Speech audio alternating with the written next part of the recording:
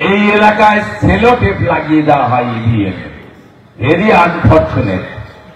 আর একটা কথা বলে শেষ করব, আমি তো জনপ্রতিনিধি, ভারতের নির্বাচন কমিশনকে সাহায্য করব।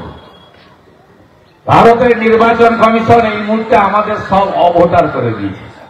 ঠিক, তারা একটা পরিচ্ছন্ন ভোটার তালিকা তৈরি করতে চান। আমিও চাইব ভারতীয়রা আমাকে ভোট দিয়ে এমএলএ করুক, অভারতীয়রা কেন ভোট দেবে? তাই আপনারা জনগণ, গণদেবতা, জনতা জনার্দন নির্বাচন কমিশনকে সম্পূর্ণভাবে সহযোগিতা করবেন। কার কার নাম থাকবে না?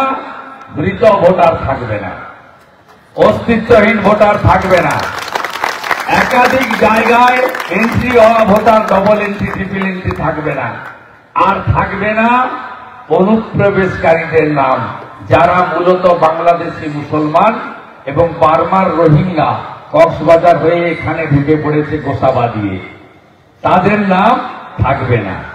আর হিন্দু যারা প্রাণ বাঁচাতে বাংলাদেশ থেকে এসেছেন তারা অনুপ্রবেশকারী নন, তারা শরণার্থী।